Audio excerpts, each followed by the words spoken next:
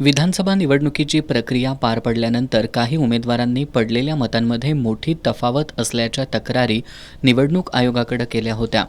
यामध्ये चंदगड मतदारसंघातून नंदाताई बाभुळकर यांनी 5 मतदान केंद्रांवरील ईव्हीएमची तपासणी आणि पडताळणी करण्याची मागणी केली होती.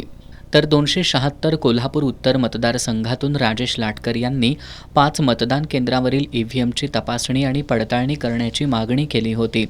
त्यानंतर निवडणूक आयोगानं 23 ते 26 जुलै या कालावधीत बेल कंपनीच्या इंजिनियरमार्फत तपासणीची प्रक्रिया करण्यासाठी जिल्हास्तरीय यंत्रणेला कळवलं होतं.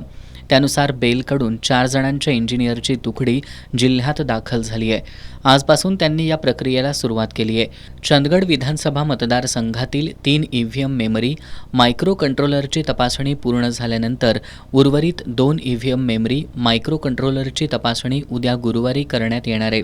याच दिवशी उत्तर विधानसभा मतदारसंघातील ईव्हीएम मेमरी मायक्रो कंट्रोलरची तपासणी केली जाणार आहे.